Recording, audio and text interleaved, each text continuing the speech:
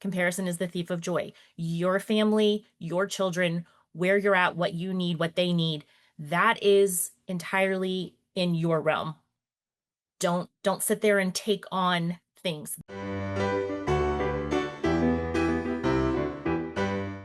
Good afternoon, everyone. This is Gretchen Rowe for the Demi Learning Show, and I am so excited to have the opportunity to welcome two of my favorite people on the planet to have this conversation with you today. Lisa Chimento and Amanda Capps have worked alongside me. Amanda actually probably has been here at Demi the longest, and Lisa's right behind me in the number of years that she has been here. And the three of us have had the joy of supporting families on their homeschooling journeys. Today, I really ask them to come and have this conversation as a follow up to a conversation that I had less than a month ago with a colleague of ours. Her name is Laurie Wardle, and we talked about the homeschool brain reset. And Laurie's information was absolutely fantastic. I promise I'll include that information on our show notes. But we wanted to talk about the reset of your brain as you approach the end of your academic year, or you restructure where you are in your year now and you don't finish the year. Now, don't panic. I know there's a percentage of you all that are in the audience who are homeschooling type A mamas like me. And what do you mean not finish a year? Now I'm going to let Amanda and Lisa introduce themselves. Amanda, I'll start with you. Hi, I'm Amanda Capps, and I have been in the customer support role here at Demi Learning for a long time, almost as long as I've been homeschooling. And I've graduated two out of this program. I currently have six in the program. I'm married to my first responder husband, Justin, who is a firefighter EMT. So we are used to chaos and very different schedules than a traditional family.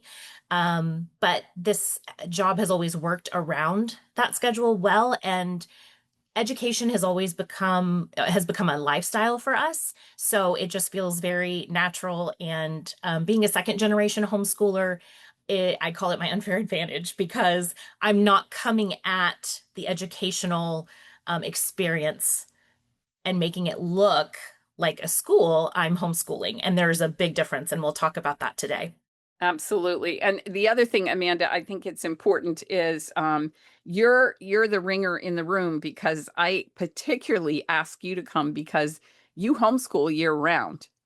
And, frequently we have the attitude when we come to the end of the year, we really want to be done. I can get back in touch with those emotions. And it's been a long time since I was homeschooling my own kids.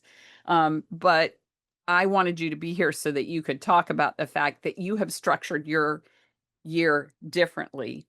And so we'll go into some detail about that in a moment. Lisa, welcome. Thank you. My name is Lisa Chimento. I am a customer support specialist. I do placement and advanced support here at Demi Learning. I've been with the company just a little over 9 years. And before that, I did a lot of work with the homeschool conventions, and I got a chance to meet lots of families there at the booth, which is always a joy. I homeschooled my own four children for 25 years. They are all adults now and out of the house. This job actually, in some ways, gives me my fix. I miss them. I miss that time with them, and getting a chance to do support with students is really a joy for me. My husband and I live in Florida, and I work remotely here from my home, and I'm really excited about today's conversation. I'm delighted to have this conversation with the two of you as a follow up to our conversation with Laurie, because I think it's really important as parents for us to check our own attitudes at this point in the year. What have we put on our plates that maybe we can reshuffle, reframe, revisit to think about a little bit differently? So Amanda, because I have alluded to this, that you homeschool year round, you don't homeschool 365 days a year. So can you explain to our audience what your homeschool journey is like in a year and why you chose to do it this way? So I didn't choose it, it chose me. Like if we're really being honest, because here's the thing. I do work. So I am a career woman, but I also very much saw the benefit and the excellence in homeschooling and a curated environment, time freedom, all the things. I love to point out to my children when the school bus goes through our neighborhood at, its time in the morning and then again in the afternoon, that like look at the time, like look at the time that is they're committed to, and then think about how different our schedule and our lives are because of this choice. Sometimes I might threaten to send them on the yellow school bus if we're having a particularly rough day, but for the most part it goes smoothly, and they are aware and they are appreciative. So back to choices. When you're having babies, when life happens, when you're in the throes of growing your family, and then as the children come along and you learn their learning styles and you learn how they tick and how they're wired and how they learn best. We have neurodivergence in our family. We've got a lot of different moving pieces and people. And so this was the calendar that just made sense for us because we could be more flexible. We could work around things. And if I wasn't trying to make it look like a traditional, conventional school day based on, the convention of public or private school, then suddenly I had, an amazing amount of options. Tell us a little bit more about that then. Do you school a semester and then take a break? Or, and I know the answer to this, but I want you to explicate that for our audience. Absolutely. So we pretty much school 7 days a week, except for Sunday. Sunday is always going to be, a day that we are not picking up academics. We may do things early in the morning, depending on the day. We may do things in the afternoon. Because of where I live, which is Northwest Arkansas, the summers are beastly. No one wants to be outside in Arkansas from about noon to 4 p.m. through the summer. So that is a great chunk of time where I know my kids are going to be indoors and we're going to kind of be all together, that I can utilize. And so if we don't get everything done, Monday through Thursday, we utilize Friday, we utilize Saturday. Sometimes my husband's coming in and out because he's a shift worker. So that allows him to, jump in and contribute and be a part of it. We take breaks when we want to. So in Arkansas, the springs are beautiful and the falls are beautiful. And then, about the time you're getting sick of winter and about the time you're getting sick of summer, things are switching up. And so that we take more time during the holidays, around things. I don't do school from Thanksgiving to the New Year. Like that is our break typically. And it's not as long of a break because I find if we go more than about 2 to 3 weeks of break, we're struggling to get back in the swing of things. And my neurodivergent kiddos are then kind of floundering with losing material we've already covered. Lisa, for you, for your family, when you all were schooling, was it summers off? Because I know that there were some things that you maintained. Yeah. We did a lot of moving, and so sometimes our breaks were we're moving. So we're packing and we're moving and we're settling into a new place, and that ended up being a break from the school, and then we'd get back to it. And we lived in different, you know, very extreme different places. When we first started, I was on Long Island, and then we moved down to South Florida, and I discovered very quickly in South Florida, you do not want to be outside during the day in the summer. Unless you're going in the pool and running back into the house, it's an oven. So why not be inside and doing schoolwork in the air conditioning? And then we took off. At the time, my husband was working for a place, and they gave him off like 3 weeks in December around Christmas. So we took off the whole month of December, and that was a wonderful break. There are other things to also consider when you're doing things like unit studies. If you are taking advantage of unit studies in your home with your kids where you're working on themes or whatever, you can plan 4 or 6 or 8 week unit studies and then take a week off after you finish one before you dive into the next. And so you still are getting breaks, you still are getting rest, you're getting time to recap and rethink and get your brain in gear for the next thing, and that's helpful. I also found very soon, when we had moved to South Florida and I was 9 months pregnant, I had no idea I was embarking on this new thing of homeschooling. I had a new baby, and I found out that when you have a new baby, expect about 3 years of transition in your schooling schedule. So by the time my fourth came along, I was ready for that. And I think it's helpful for homeschooling parents to get as much information, share your questions with other veteran homeschoolers. Ask those questions. I have found veteran homeschooling parents to be very generous with their wisdom and their experience, and ask those questions. How did you do it when you had a baby, when you had an infant, when you had a toddler? How did you do it? And because by the time I had to do it a second time, I was much better prepared, and I wasn't blown away by the shock. With my third child, when that first new baby situation happened, it ended up in a lot of stress at times because I had plans on doing certain things with my two older children, and then a baby's nap or a sick baby or a throwing up baby or a toddling child getting into everything threw everything off. And so once I knew what to expect, was able to plan around that, work around the naps or work around whatever. Work around meals. I discovered that, and I've shared that before here very quickly. Um, this was one of the best pieces of advice I was given by a veteran homeschool mother. She said, "Plan your day around your meals." And when you have four Italian hungry children, you find how valuable that is, because you get towards lunchtime, and if you aren't paying attention to the clock, you've got four hangry children. And so I learned not to go there, and I plan my day around that. But in terms of the year-long schedule, yes, it did vary. It varied when I had a new baby, and it varied when I made moves, and it varied according to where we were living. When we moved up to New Hampshire, the winters we were inside. The snow was, 12 feet outside our front door, and we stayed inside and did school.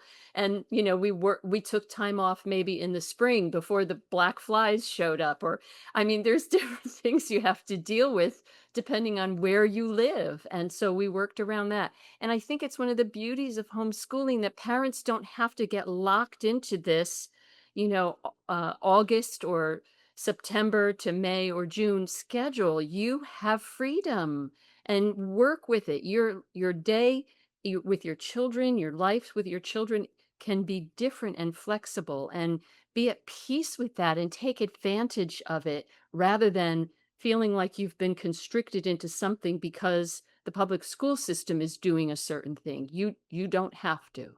And ladies, one of the things that I asked you about when we were planning for this is, because you are placement specialists here, because you are often in the position of supporting parents who find themselves at the deep end of the pool of frustration. Tell me what kinds of conversations you're having this time of year and what you're saying to people. Help our audience start to reframe what they're thinking as far as pushing the panic button. Lisa, I'll start with you because you had talked about reimagining the length of lessons, reimagining the way in which you're structuring lessons so it wasn't overwhelming to the parent or the child. Yeah, and Lori brought this up in her talk. I thought it was really brilliant. And a lot of these things I discovered organically while I was homeschooling. Listening to Lori verbalize it and give language to it was really refreshing to me. I just love the way she said this. But we've got, and again, I think a lot of this comes from parents who have never been homeschooled themselves. Their only experience is in a classroom where you're there for hours and hours and hours a day, and you're working on these maybe 1 hour blocks of subjects. But you have to imagine that a classroom setting is a very different thing than what you are experiencing, which is a one-to-one tutorial setting.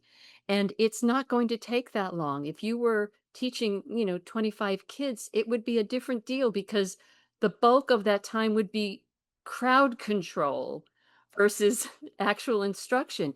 And I asked a teacher about this. I said, I have a theory. Do you agree? And she said, yes, about 15 minutes out of every hour, really, is their instruction. So think about it in terms of 15-minute sessions with your kids. And even if you felt like you needed to accomplish more in a day than you could do in 15 minutes for a particular subject, you could break it up 15 minutes in the morning and then leave a nice long break or, of 2 hours or more, or, later on in the afternoon and another 15 minutes. And you'd be surprised what you could accomplish in those short, focused times. For a very young child, you might have to make it a couple of 10-minute sessions, maybe 15 is even too long.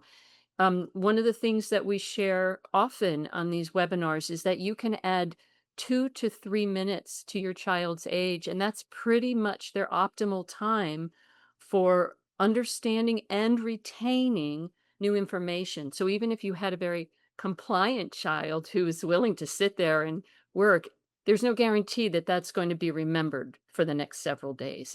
It's taken in today, but you kind of going to have to hit it again. So think about reworking your time that way. In terms of the kinds of conversations we're having, there are some panicked calls because we're getting to the end of the school year and maybe mom has taken an overall look at what they've accomplished and realized they didn't get done everything they wanted to. Listen, you are busy people. We understand that a homeschooling parent is not just homeschooling. They're doing everything else they also do as a parent and as a spouse and as a homemaker.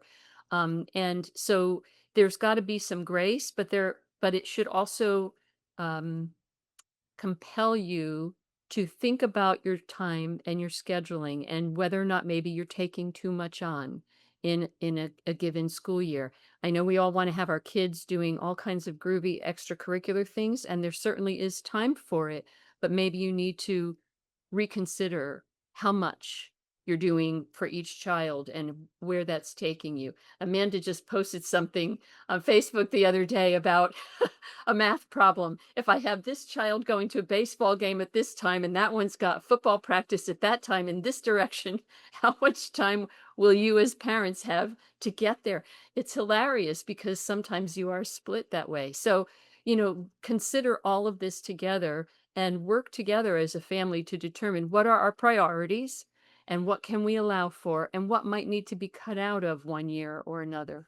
So this is the time of year where I feel more like a therapist than customer support, to be honest.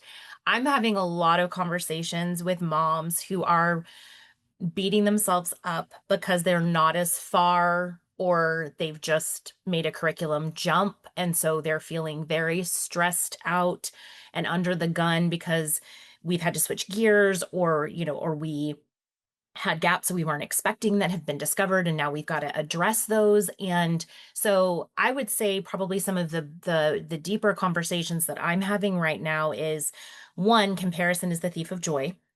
Everyone on social media, you are seeing a highlight reel, my friend. You are not seeing the dog throwing up. You are not seeing, no one's filming that. You're not seeing the toddler throw a tantrum in the Target aisle. You're not seeing the things that don't look good on these people's platforms. And I'm guilty of it too, of only posting, the highlight reels, and yet that's not real life. There there's a lot more life happening behind the scenes that isn't making it out there than we want to admit. So first of all, comparison is the thief of joy. Your family, your children, where you're at, what you need, what they need, that is entirely in your realm.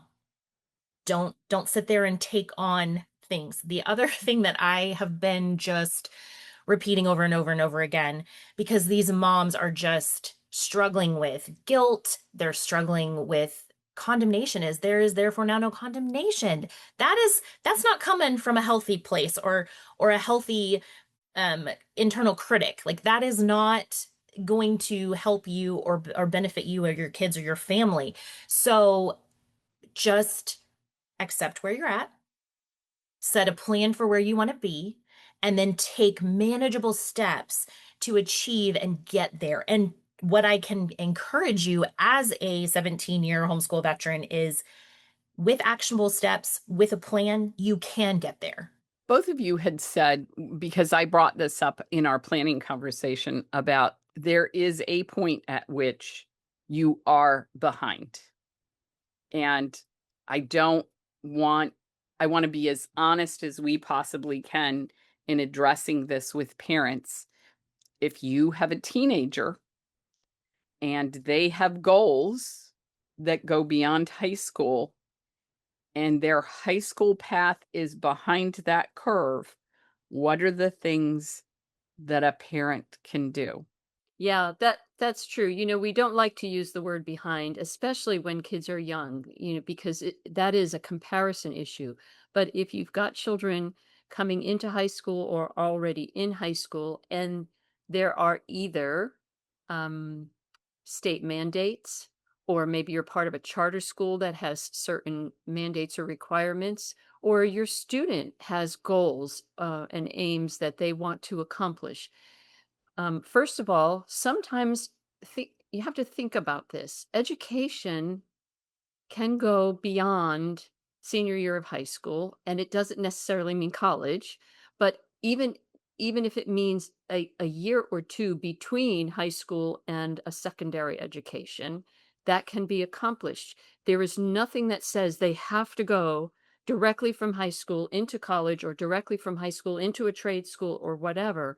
If they have lost some time, and life happens, illnesses happen, and family births and deaths and moves and changes of jobs happen that sometimes throw that schedule off. Or if you have children that have had learning challenges and there's been struggle that has caused things to move more slowly than you would have expected, those are realities, and we want to help you deal with those. I would say, first of all, please give us a call. We love to talk to parents, and we like to just listen to what's going on there and then try to help you develop some sort of a path to success, and maybe recognize that sometimes the timeline can be pushed out a little bit. Yes, you might be calling your student a junior or senior, whatever, but that doesn't mean they have to stop learning. They can continue learning. And if they need to take an extra year or two to do that, that might be a solution. For other parents, when you stop and ask them, they realize, oh, we weren't even looking at college. My child wants to go into this trade or this field. Well, then that's going to look very different than maybe a student who's looking to be an engineer or a doctor. So you won't have the same requirements for math or science or whatever other subjects. And so we can help talk through those things. I think sometimes it's just really helpful to get this all out. Sometimes just dump it out, whether it's on paper or in a phone conversation, and start to look at the realities of things from a place of peace rather than panic. Because panic is going to cause you to make impulsive decisions that you may regret later on. So give yourself a chance to talk this through, and talk with somebody who will listen to you and ask more questions. Sometimes just the prompting of additional questions will help you get there. When I have this conversation, what I really encourage parents to do is, especially if you've got an older child, they're at the point where they should have some opinion and some buy-in.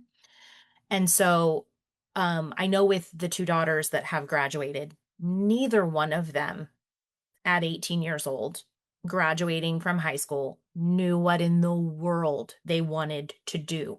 And I would say that's probably pretty common. I would say the kid that has known since they're, 4 that they want to be a doctor, like that's the exception, not the rule. So sometimes you need some of that time and that flexibility. Both of mine have entered the workforce, and one daughter has gotten into more like managerial and medical transcriptioning and insurance and things like that. And she's thriving in that environment. And then my other daughter is a full-time nanny. And so both of them are being wildly successful in what they're choosing to do with their time, and they're supporting themselves. But neither one of them was ready to commit to a 4-year degree, or even, a general degree, and feel like they were just spending money just to continue the education process when they didn't really have a clear direction as to what it is they wanted to do.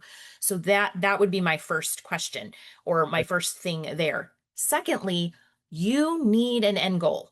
So if graduation is end goal, we need to look at our specific state, county, graduation, school district requirements. That's a good guide to go off of. It can be general. You can, tweak that as you will. Here in Arkansas, we're very blessed. As a homeschooler, I can set the graduation requirements. I'm not obligated to follow the state graduation requirements, but I use it as a guide. I want to just kind of keep an eyeball on it and make sure, hey, are we hitting all of these things? Are we ticking all of these boxes, or at least the majority of them? And then work backward from there. I had a mom come into chat the other day who was just in a panic because, oh my goodness, how are we going to get through calculus? And I'm like, wait, hold up. Do you need to do calculus? Do you need to do pre-calculus? Like, are those requirements for your child to graduate in your state?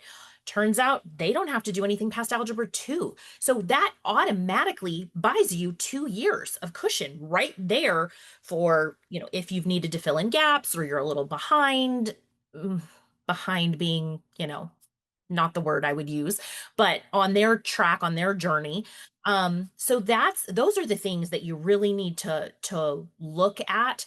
And then if you are noticing a lot of attitude, a lot of pushback, something that is just not jiving with a particular course, start asking some questions. What is it that you don't like about this? Why are you resistant? Sometimes it's the parent. The parent's going, "Oh my word, I don't like this. This is so, like, I'm avoiding it."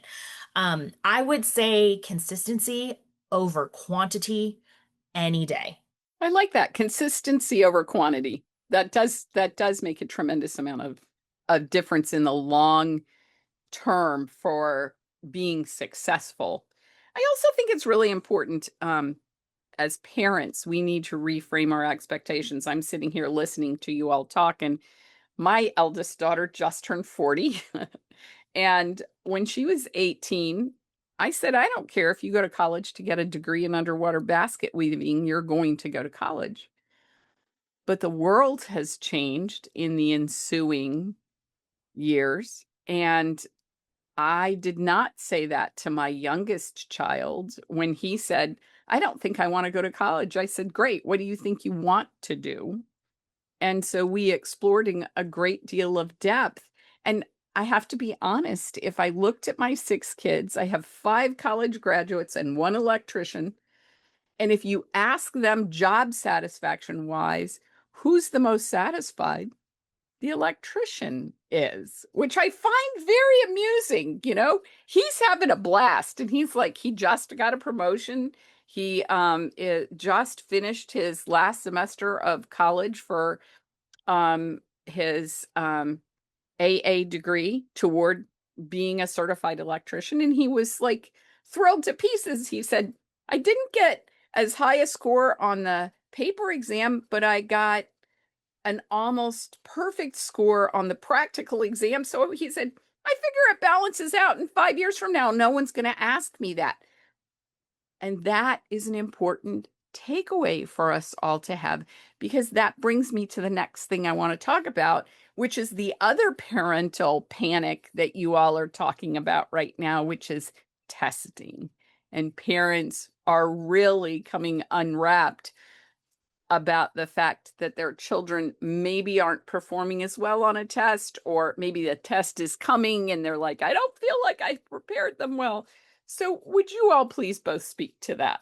The first thing I want to mention is I spoke to a mom recently who said, we're going through, they were using Math UC, I don't remember which level, and their child was doing great through every single lesson, was doing great on the workbook pages, could teach back each concept at the end of each lesson, really understood it, did great on the word problems, and was bombing the tests one after the other.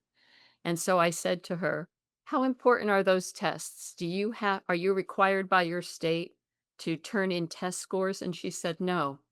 And I said, then who cares what the child did on the test? Do you have in your mind that your child is understanding this work and is progressing in their knowledge and in their understanding and growing? And she said, yes. And I said, some kids just do not do. You say the word test. There's a word at the top of that page that says test, and they go into anxiety mode.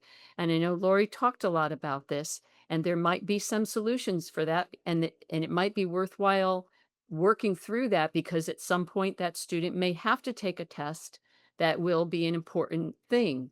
But if you know that your child is doing well, then consider how important those tests are.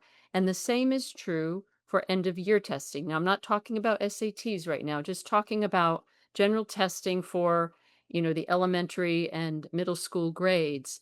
And we're talking about 1 or 2 days on a test, and it's supposed to reflect how well that child has done for an entire school year. I it's absurd to me that we would give it that much importance. And we mustn't. We really mustn't because so many things can affect that school that day and that test score. How well they slept the night before, whether or not they ate well that morning and how their food is sitting in their stomach. I remember when I was in school, every single year in the spring, when we had to do our standardized tests, I thought I had the worst cold in the world. I would take a box of tissues with me, and it was on my desk, and my nose was pouring all day during the testing, and I had no idea that I had allergies. I didn't know I didn't know I had allergies, but it happened every single spring. Well, I mean, it's miserable. Your nose is pouring, your head's clogged, and you're having to take tests all week. And it was just the worst. That might be what children with seasonal allergies have to deal with. I I don't know, but there's so many things that can affect a test score. One day when they're just not thinking as strong, or the anxiety possibly that the idea of a test produces. So, first of all, if you can make it less important in your own mind, and communicate that to a child. When my kids were taking tests, I said to them, there's going to be things on that test that we haven't studied yet. We'll get there. That's not the sequence I'm using. So don't worry about it. If you want to give it a shot, go for it. If not, skip it. I don't care. You do your best. And when we're done, we're going to go and get some pizza and ice cream and celebrate that you got through the test. And I refuse to make the score on the test be what was going to determine a reward or a punishment. It's just not reasonable. It's just not. So I just let them know you're fine because there's a whole bunch of stuff that you do know that's not on the test. So it doesn't reflect how well you're doing. I do have a memory of having a conversation with a mom last year who said that every time she pulled out a test paper, she had a child who just absolutely came unglued. And what she learned from that is that she took a black marker and colored out the word test on, the only, and she went so far as to color out the word systematic review. All she had was 1A, 1B, so there was no other words at the top. And she said the difference between the year of, oh no, you're going to make me do a test, and the next year when there were no words at the top was phenomenal. So a little bit of it is attitudinal. Yeah, I mean, I think I've never walked into a doctor's office and asked them where they graduated in their class or what their SAT or ACT scores were. I'm way more interested in bedside manner, if they're actually listening to me, if I feel validated based on, my interaction with them. Do they really seem to have empathy and to care about what I have come to see them about? Like those are the skills that I'm looking for from a provider in a field. I could care less how they tested. So yeah, I think that is one thing as a second generation homeschooler. Um, I mean, I could rant for a long time about how I feel about testing and tests and teaching to the test and like it's it's such a flawed system. It doesn't accurately represent what our kids are learning and how they are even as a real well-rounded person. I mean, my job as a parent and my focus is yes, academics is important. Yes, that is a piece of this puzzle and a piece of this journey, but it is only a piece. It's not the full picture. It's not all that I'm concerned about with my child and how they conduct themselves in the world and as a human. And so I think we can get so focused sometimes on academics or what, we're producing academically that we can really, you know, kind of not put the practices and the habits and the things in place that are really going to make a difference to whether our kids launch successfully or not. And so we need to be looking at a much larger pool of skills than just academia. Right. When my youngest son was in middle school, he was the top of his class mathematically until it came to the end of grade assessment. And he bombed it so spectacularly that the school sent me a letter and said he had to go to summer school. And he was homeschooled up until middle school, and, I flipped out, and I called his teacher, who was a personal friend of mine. She had been a friend of mine before he was that year in school, and she said, "Gretchen, it is a snapshot of one day out of his life. Don't worry about it, just move on. We've seen his grades all year, we know he has performed well. This just was not his day." And we moved on with that. And I think the way we as adults project that toward our children is excruciatingly important, because if they get the idea that it's all about the test, and if they don't perform well on the test, then perhaps their worth is involved in that, then we really have made a mistake in that process. Both of you had said the important, and you've both alluded to this in separate places in the conversation thus far, but can you talk a little bit about facilitating a collaborative conversation with your children about how the school year has gone, maybe what they would change, and those kinds of things? Amanda, I know you have this conversation kind of ongoing with your teenagers. So can you talk a little bit about that?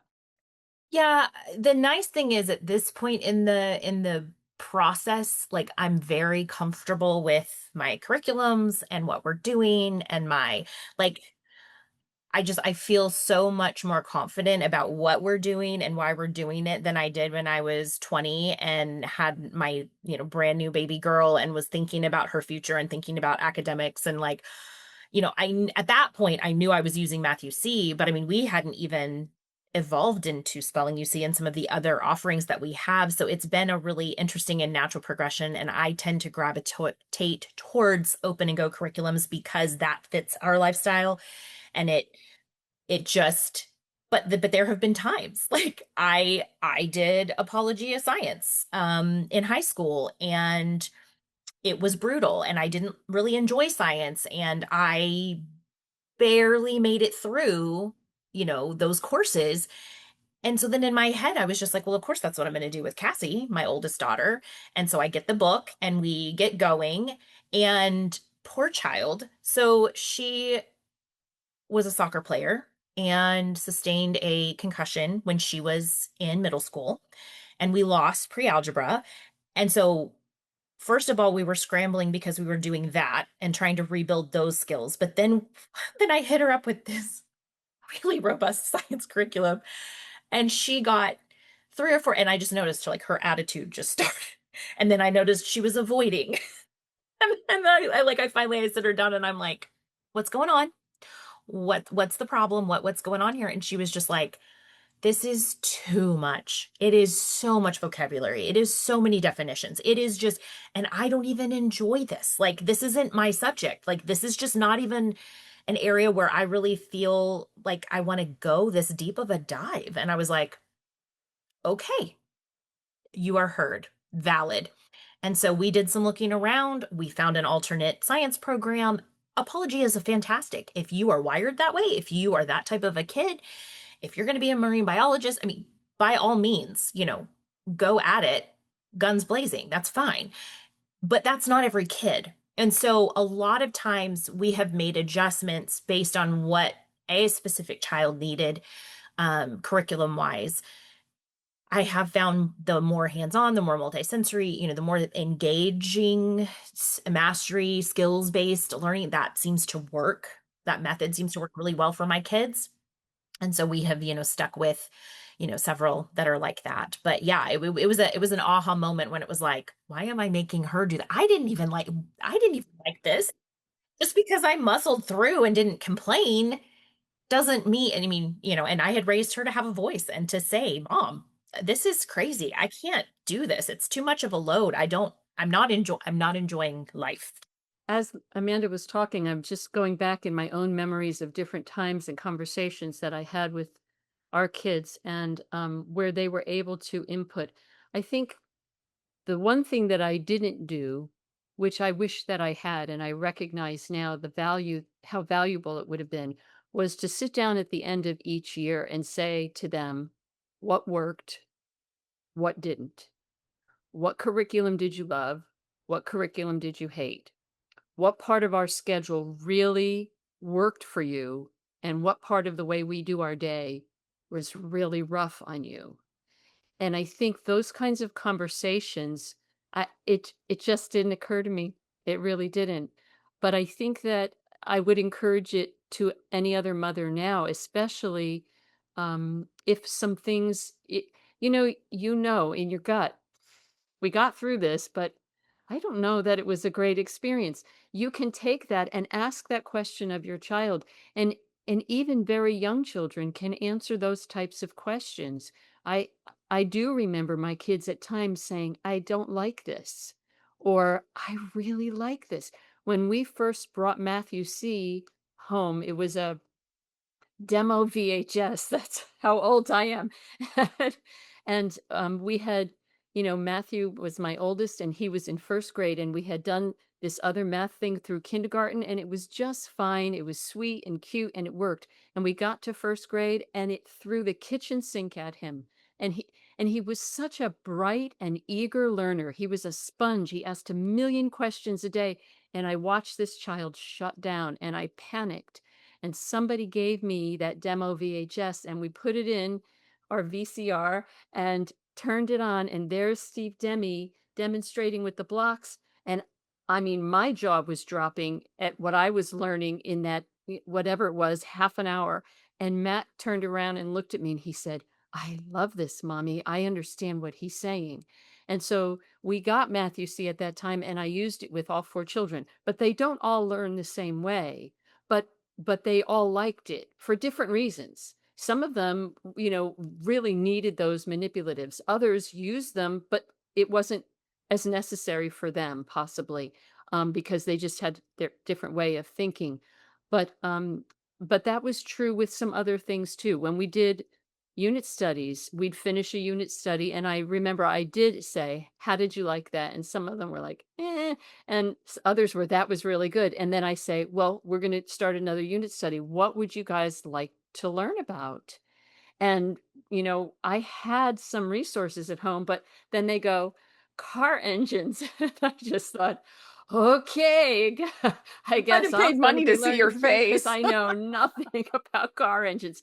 My husband is more knowledgeable and he helped us out a bit, but it forced us to go to the library and look up resources. And then I looked around town and found that there was actually an old car museum there, and we went and visited it. It was a field trip. So, like, you can find those kinds of things because your kids will inevitably come up with things that you never thought of, that weren't on your radar or that you hadn't imagined, but they have interests. They have things that maybe they've seen and they'd like to go explore. And as homeschooling families, you have the space within your framework to do that. You can follow those kinds of interests.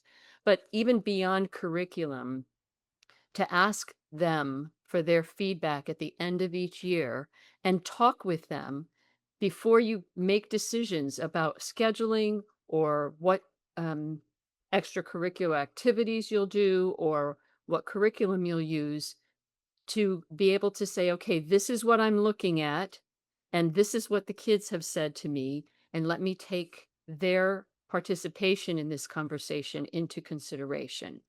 And that collaboration can be really, really useful because then they've got buy in, they're invested, and it's going to be less likely that you know what I mean? That they're not just gonna go, "Oh, well, I don't wanna do this anymore." Well, you know what? You said you wanted to, so we're gonna need to follow through for at least this long, and set an end time.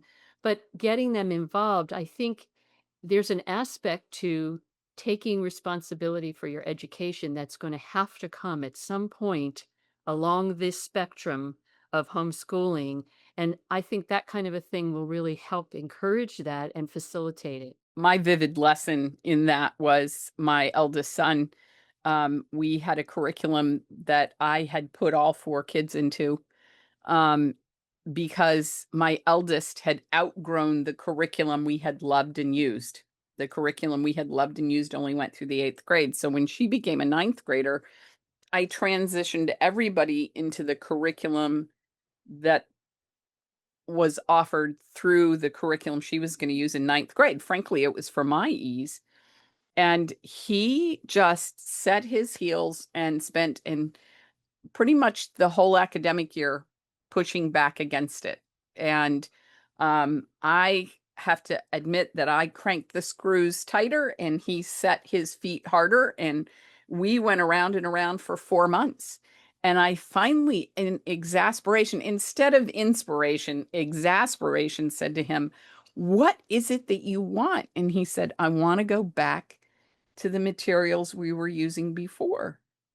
And I said, "Yeah, but I spent money for these materials." And he said, "I'll pay for those materials myself." And that was a $1,200 purchase. That kid raked leaves, threw newspapers, mowed lawns, did whatever he had to do to raise the money for that, and started his 7th grade year over in April.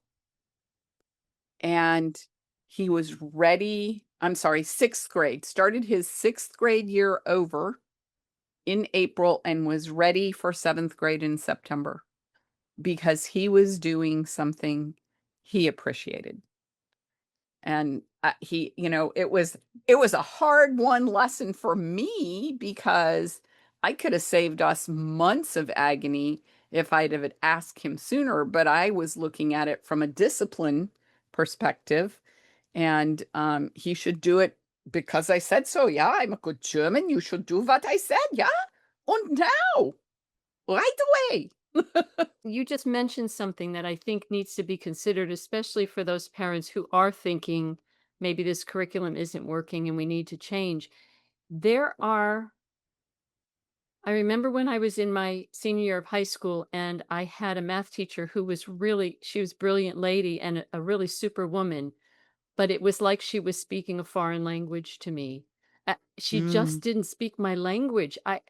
The way she put things, her sentence structure, the way she communicated made no sense to me whatsoever, and I'm so grateful because one of my classmates saw me and she just was like, don't panic," and she came over and pushed her desk next to me, and it was like she was translating the whole semester everything that that teacher said to me in her words that made complete sense. So there are aspects of curriculum, whether it's a video or a written instruction, that sometimes they just click with you. This person speaks my language and I get it. And then somebody else can be teaching the identical material using different words and it makes no sense.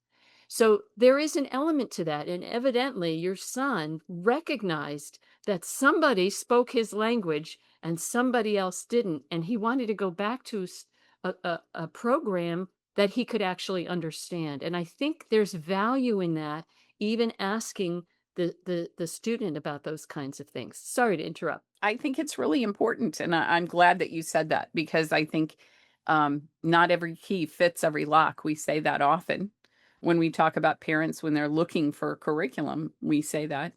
I would like each of you to give us your final thoughts. Amanda, we'll start with you.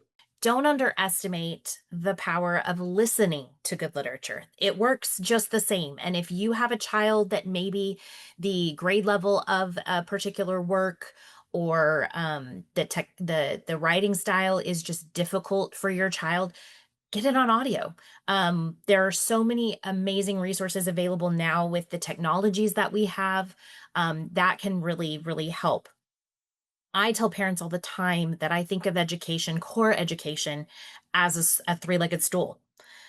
Holding up that platform is a child who can express themselves well compositionally in writing, a child who can read as fluently as they are able or listen to and take in that literature and those ideas and be able to, have their own ideas and thoughts and things about that grow, and then mathematics. So if you're really worried about anything, those should be the three things, the three core subjects. Like if you're hitting those consistently and you are working at those, pretty much everything else subject wise can fall under the reading and the writing category. And so you're really can take a lot of pressure off of yourself, off of a child, and really have a more enjoyable experience if you're not trying to fit too much in and getting everybody overwhelmed and frustrated and struggling. So keep that in mind, keep that picture in your mind, and I think you'll be glad you did. Well said, Amanda. I agree completely. And I'll just repeat myself that if you have questions, if you're in this place where you're at the end of the year and you're not sure about something, we're here to support you. Please give us a call. We're here Monday through Thursday, 8:30 a.m. to 6 o'clock p.m. Eastern time. And anybody that picks up the phone, I will tell you this right now. Their first mission is to support homeschooling parents. Whether you buy any of Demi Learning's stuff or not, we're here to support you. And we love coming alongside parents and being that support if we can be, and sometimes just being a listening ear when you need to have somebody to talk to, because sometimes you have those days. We're here for you. Absolutely. Ladies, you can see how much wisdom these both of these ladies have.